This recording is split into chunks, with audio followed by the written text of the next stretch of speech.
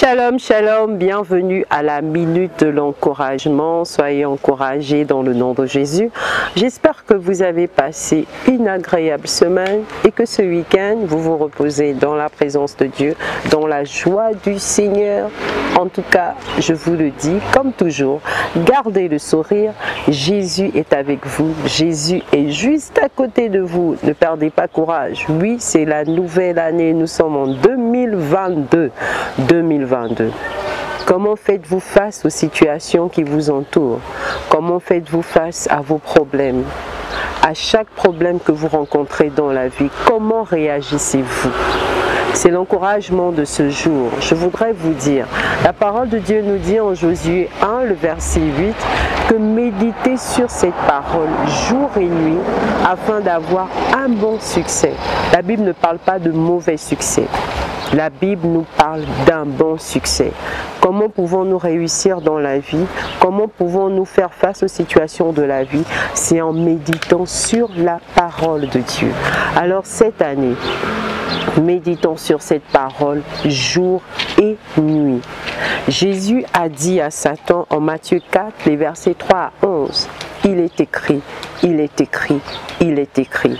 Bien que Satan citait aussi la parole de Dieu, mais Jésus répondait aussi, il est écrit selon la parole de Dieu.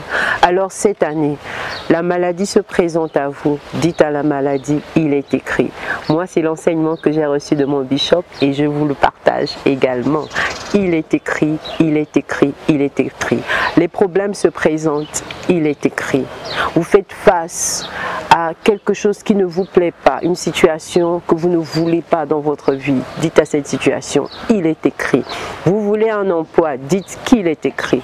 Cherchez dans la parole de Dieu tout ce qui peut répondre à vos problèmes, tout ce qui peut faire face aux problèmes que vous rencontrez, tout est dans la parole de Dieu, dans la parole de Dieu, si seulement vous pouvez croire. David a dit à son âme, ne t'abats pas mon âme, l'Éternel est ton Dieu, garde le silence car il est ton Dieu. Alors bien-aimés, au lieu de vous décourager, au lieu de vous lamenter, de pleurer face aux situations, tout ce que vous devez faire, c'est de prendre cette parole et de la déclarer.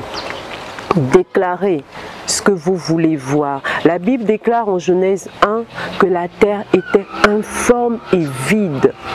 Mais lorsque Dieu a déclaré, cette terre qui était informe, cette terre qui n'avait pas de forme, qui ne ressemblait à rien, a pris forme par la déclaration de l'Éternel.